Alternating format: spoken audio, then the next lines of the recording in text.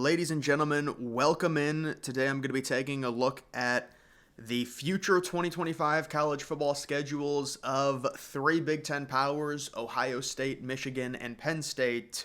I like to do this in the offseason, kind of map out the schedules of these teams, and all of the dates are already confirmed. We don't know the exact time of these games, but I'm going to be going through these three teams. Ohio State, I would imagine, is probably going to be preseason AP ranked number 1 or number 2, depending on where they want to put Texas. And then I'm guessing Penn State will probably be number 3.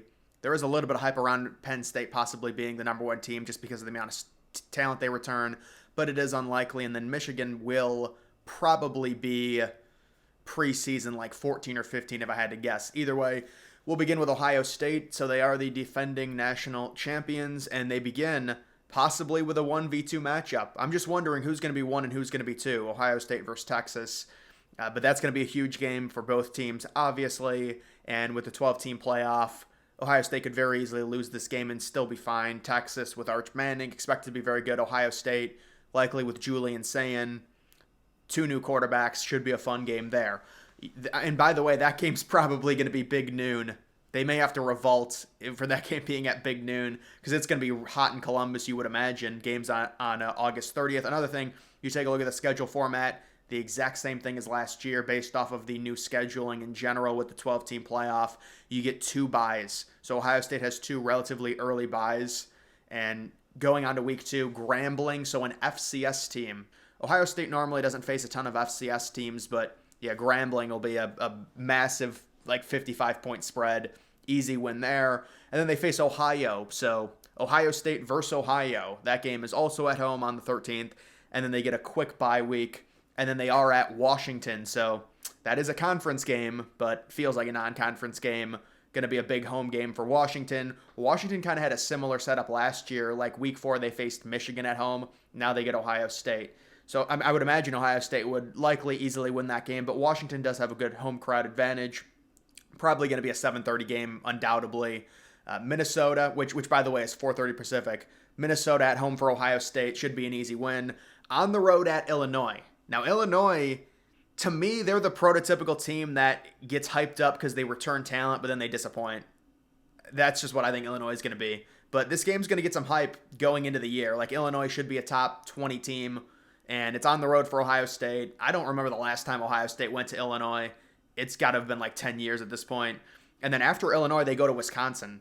And the Buckeyes went to Wisconsin maybe like 2 years ago, I want to say. But Wisconsin has not been very good the past few seasons. Probably not going to be a hyped up game. Possibly around a 3:30 start, I would imagine, on that. The Illinois game might be at night. That would be a big night game for Illinois, honestly. That would be kind of cool if they did that for them because they just haven't gotten a big night game in forever. So I'd imagine the Illinois game's going to be at 7:30. The Wisconsin game will be at 3:30. And then another off week, and then they always do this every single season. Ohio State faces Penn State right at the end of October or the beginning of November, and they get Penn State at home. Can Penn State break through against Ohio State? I guess we'll see, but that could be a 1v2 game, could be a 2v3. It's going to be big. Next, at Purdue, UCLA at home. So UCLA traveling to colder weather in mid-November. And then Rutgers at home for Ohio State. And then at Michigan, which Ryan Day at this point, after 4 losses, it's a must win. But, I mean, he did win the national title. So just looking at the schedule, Ohio State could very easily lose to Texas and Penn State. Both of those games they're hosting. I'm guessing they're probably going to go 1-1 with those 2 games. And they very likely will win every other game. Although, to be fair, I mean, Michigan has their number right now. Their 3 toughest games, I would say for sure, are Texas, Penn State, and at Michigan. I mean, you could say at Illinois could be a little bit challenging, at Washington, but they're just so much more talented than those teams. Even if they struggle in the first half, those are games you pull away late. So I would imagine, even though Ohio State goes 10-2, I mean, even a hypothetical 9-3, it's iffy because, I mean, I'm sure the committee will reward them for facing Texas. If they lose to Texas, they lose to Penn State, they lose to Michigan, that would be an interesting fight there, especially considering what happened this past year with the SEC teams with 3 losses getting left out. Moving on to the next team, this is Michigan. So Michigan, they will begin with New Mexico. Probably a noon game. Should be a very easy victory for them. We'll see what they do at quarterback, possibly going with the 5-star number 1 overall player, Bryce Underwood, at Oklahoma. So that's their big non-conference game. Oklahoma's kind of a weird team. They finished off last year pretty well, beating Alabama 24-3, but it's been up and down with Brett Venables. I know they had like a 10-win season, but it was not good last year.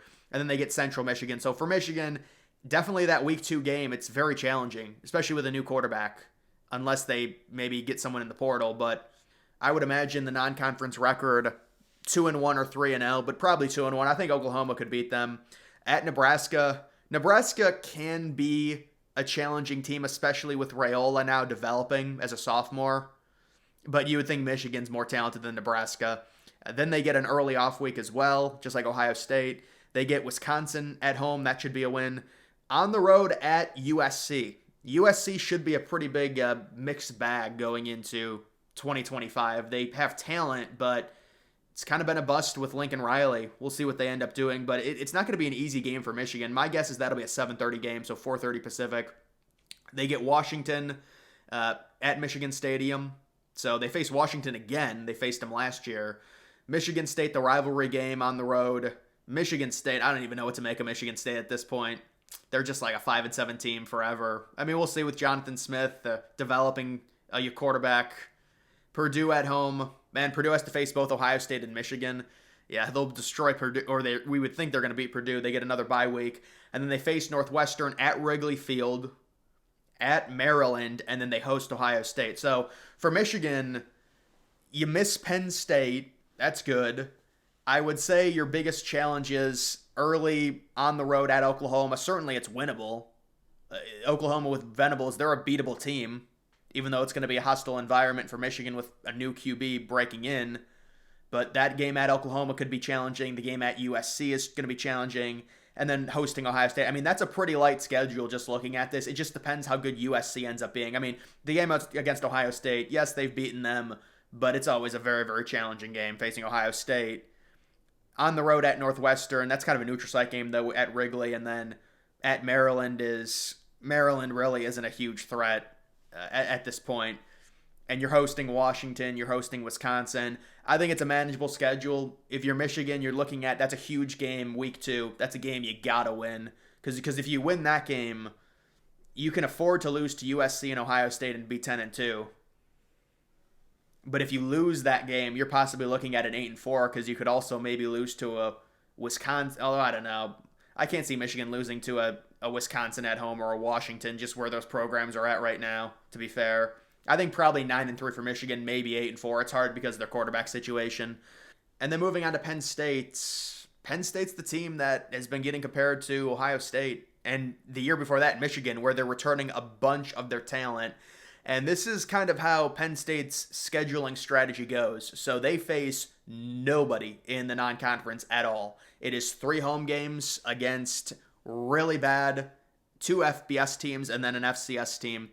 Villanova's a pretty good FCS team, but obviously, they're FCS. So Nevada, Florida International, and Villanova. Those are 3 free wins, and wow.